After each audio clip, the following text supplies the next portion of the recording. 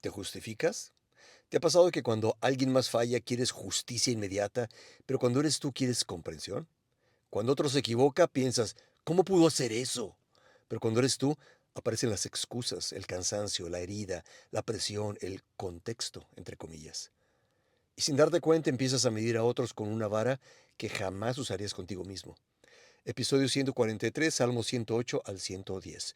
Hoy llegamos a uno de los salmos más difíciles de leer, porque el Salmo 109 nos suena como lo que esperaríamos escuchar de alguien espiritual. David pide juicio, castigo, ruina sobre sus enemigos. Y si somos honestos, al leerlo, muchos sienten tensión. ¿Cómo puede estar esto en la Biblia? Y aquí necesitamos entender algo muy importante, porque un salmo imprecatorio es precisamente eso, una oración donde alguien clama a Dios pidiendo juicio sobre sus enemigos. La palabra imprecatorio viene de la idea de invocar juicio, retribución, castigo, y David aquí está completamente abierto delante de Dios, sin filtro, sin maquillaje espiritual. No respondieron a mi amor, me acusaron, me pagaron mal por bien, y entonces derrama delante de Dios todo lo que siente. Maldícelos, Dios. Ahora escucha esto con cuidado. Que algo esté escrito en la Biblia no significa automáticamente que Dios lo aprueba. La Biblia también registra las mentiras de Satanás, la manipulación de los fariseos, la cobardía de Pilato, la traición de Judas. Describe cosas reales, corazones reales, reacciones reales. Y eso incluye las emociones obscuras de David. Aquí rompemos un anacronismo muy común. Muchos leen el Salmo 109 como si David tuviera ya la revelación completa que Jesús enseñó siglos después, pero no era así. David conocía verdaderamente a Dios, pero todavía tenía entendimiento limitado. Jesús más adelante diría, amen a sus enemigos, oren por quienes los persiguen. Eso rompe completamente la lógica natural humana, porque nuestra tendencia natural es otra. Queremos misericordia para nosotros y precisión absoluta para otros. Y eso sigue pasando hoy. Cuando escuchamos sobre los fariseos, muchos reaccionan indignados. ¿Cómo pudieron tratar así a Jesús? ¿Cómo pudieron ser tan hipócritas? Pero rara vez pensamos, yo soy así. Y esa es precisamente la razón por la cual la Biblia lo registra. No solamente para señalar a villanos, sino para que nos veamos en el espejo. Jesús constantemente expone eso, personas durísimas con otros pero extremadamente suaves consigo mismas, como cuando llegaron a la mujer sorprendida en adulterio. Todos querían piedras, todos querían castigo, hasta que Jesús dice, el que esté libre de pecado, y el silencio llena el lugar. Porque el problema nunca fue solamente el pecado de ella, el problema era la hipocresía escondida en ellos. Y aquí aparece algo que el escritor ruso Alexander Solzhenitsyn entendió profundamente. Después de sobrevivir los campos de trabajo soviéticos, después de ver tortura, traición y crueldad humana de cerca, escribió algo devastador. La línea entre el bien y el mal no pasa entre países, ni entre partidos políticos, pasa por el corazón de cada ser humano.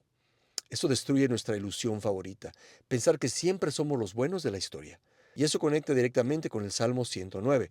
David está herido, traicionado, acusado, y hace algo que muchos no hacen. Lleva su oscuridad hacia Dios, en lugar de convertirla inmediatamente en acción. Eso importa muchísimo, porque David no está ejecutando venganza personalmente, está orando. De hecho, en el versículo 4 dice algo clave, yo oraba. Mientras otros atacaban, él llevaba su dolor delante de Dios. Y aquí hay una diferencia enorme. No es lo mismo sentir deseos de venganza que convertirte en alguien gobernado por ellos. Dios puede manejar la honestidad brutal. Muchos piensan que orar es esconder emociones, pero los salmos muestran exactamente lo contrario. Dios prefiere una oración honesta que una espiritualidad falsa. Y aquí aparece algo interesante que observan muchos psicólogos modernos. Las emociones reprimidas no desaparecen, frecuentemente salen después, convertidas en resentimiento, adicciones, explosiones emocionales o amargura silenciosa. El psiquiatra Kurt Thompson habla mucho de esto. Dice que lo que escondemos termina controlándonos desde la oscuridad. David no esconde nada, lo derrama todo, y aunque no todo lo que siente refleja perfectamente el corazón de Dios, sí revela algo correcto. Está llevando su caos al único lugar seguro, porque el peligro no es sentir ira, el peligro es coronarla. Y eso pasó muchas veces en la historia. Piensa en la Revolución Francesa. El pueblo comenzó buscando justicia después de años de abuso y corrupción, pero poco a poco la justicia se transformó en sed de sangre. y terminaron levantando guillotinas para cualquiera que pensara distinto. La herida sin control terminó creando nuevos monstruos. Y eso también aparece en la literatura. En Los Miserables de Víctor Hugo hay un inspector llamado Javert, un hombre obsesionado con la ley, con el castigo, para hacer pagar a cada persona exactamente lo que merece.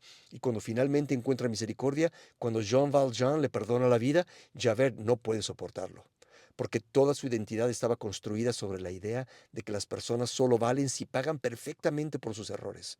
Y cuando recibe gracia, su mente se rompe, porque la misericordia destruye el orgullo de quien se cree moralmente superior. Y eso sigue ocurriendo hoy. Personas heridas que terminan hiriendo, humillados que luego humillan, juzgados que después destruyen a otros. Por eso el Salmo 109 es tan importante, porque nos obliga a reconocer algo del corazón humano que normalmente evitamos mirar. No somos tan distintos de las personas que criticamos, y aquí entra Jesús como contraste absoluto, porque mientras David pide juicio sobre sus enemigos, Jesús en la cruz dice, Padre, perdónalos. Y eso no significa que el pecado no importa, significa que Jesús vino a cargar el juicio que nosotros merecíamos, porque si Dios aplicara justicia perfecta e inmediata sin misericordia, ninguno de nosotros permanecería en pie. Romanos dice, no hay justo ni aún uno. Por eso la Biblia no está llena solamente de héroes, está llena de personas rotas, impulsivas, hipócritas, violentas, cobardes, y aún así Dios sigue acercándose. Salmo 108 abre recordándonos algo poderoso. Dios reina sobre Israel, sobre Moab, sobre Edom. Todo le pertenece. Y David termina diciendo algo importantísimo. Vana es la ayuda del hombre. Eso incluye nuestra propia justicia, nuestra propia venganza, nuestro propio orgullo, porque no podemos salvarnos ni arreglar nuestro corazón solos. Y luego llegamos al Salmo 110, uno de los salmos más citados en el Nuevo Testamento, un salmo que apunta directamente a Jesús.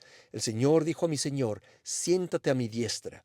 Y aquí aparece el verdadero rey, el verdadero sacerdote, no uno consumido por venganza humana, sino uno que carga el pecado y ofrece reconciliación, el rey perfecto que David nunca pudo ser completamente. Y eso también nos incluye a nosotros, porque muchas veces somos rápidos para señalar, pero lentos para examinarnos, como los fariseos. Nos vemos fácilmente como las víctimas, como los inocentes, como los buenos, pero rara vez nos detenemos a pensar cuántas veces hemos sido orgullosos, duros, hipócritas o egoístas. Y aún así, Dios nos sigue llamando, no para fingir perfección, sino para traerle honestamente todo lo que somos, la ira, la contradicción, la vergüenza, el deseo de venganza, porque la transformación real no empieza fingiendo luz, empieza cuando dejamos de escondernos como David, trayendo todo delante de Dios y dejando que Él haga lo que nosotros no podemos hacer solos, cambiar el corazón. Y tal vez el problema no es solamente lo que otros hicieron, tal vez lo más difícil es descubrir cuánto nos parecemos a las personas que juzgamos. Oremos. Señor, muchas veces somos rápidos para juzgar y lentos para examinarnos. Queremos misericordia para nosotros, pero justicia inmediata para otros. Gracias porque puedes recibir incluso nuestras emociones más oscuras sin rechazarnos. Enséñanos a traer nuestro corazón completo delante de ti y a permitir que tú transformes lo que hay dentro de nosotros. En el nombre de Jesús. Amén. ¿Tiendes más a justificarte a ti mismo o a juzgar duramente a otros? Te leo en los comentarios. Seguimos aquí, mañana seguimos caminando. Suscríbete. Recuerda que la respuesta a qué pasa después de morir empieza aquí, leyendo la Biblia y conociendo a Dios.